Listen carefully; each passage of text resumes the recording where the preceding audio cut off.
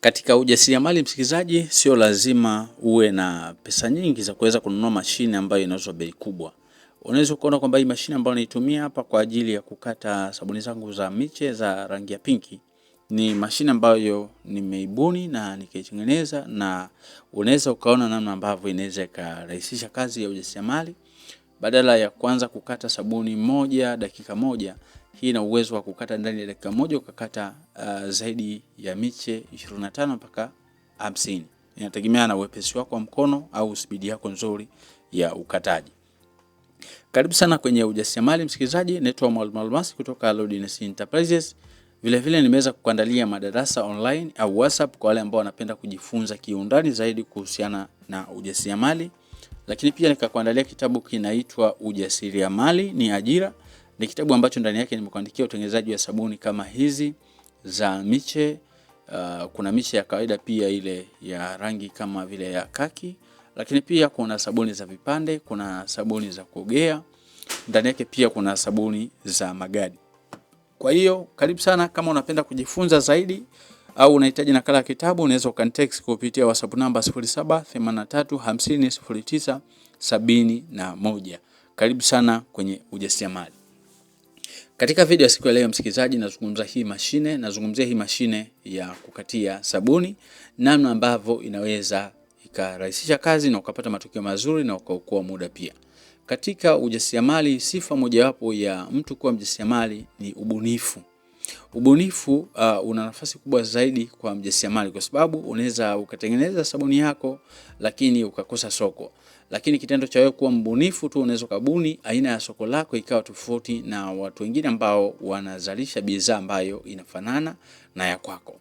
Sasa na mimi katika video ya siku ya leo nimekuandalia hii mashine na nikakuandalia ikiwa inafanya kazi kama hivi inavyoonekana, kwa ajili ya kukusaidia wewe ambaye unapenda kuwa mjasiriamali, namna ambavyo unaweza ukafanya kwa kutumia gharama ndogo kabisa bila kupoteza pesa mingi. Kwa mfano, mjasiriamali anapoanza mashine ya kutoa miche kama hii ya kawaida tu haiwezi kupungua chini ya milioni 4, na hiyo inaweza ikawa ni single phase. So single phase milioni 4. Motaki inaweza kawa na horsepower labda 7.5, 5.5 au 7.5, hapo makadirio hayo.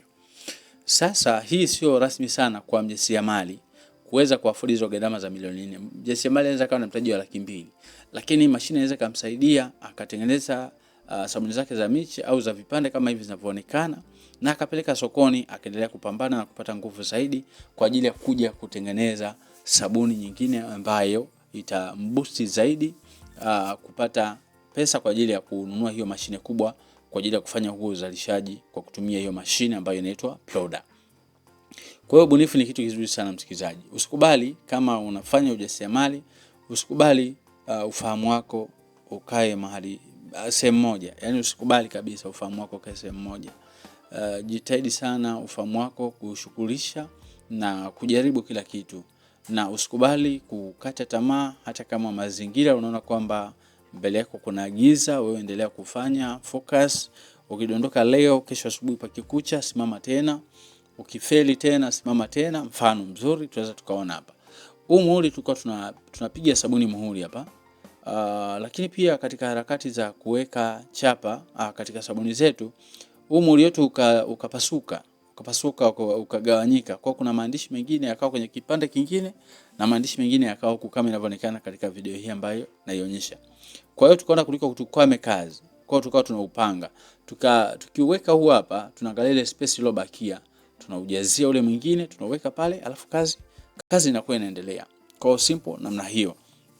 Kwa hiyo ubunifu ni swala la msingi sana msikilizaji kwenye ujasiriamali. Lakini jambo lingine, unapokuwa unazalisha bidhaa, zingatia jambo moja muhimu sana.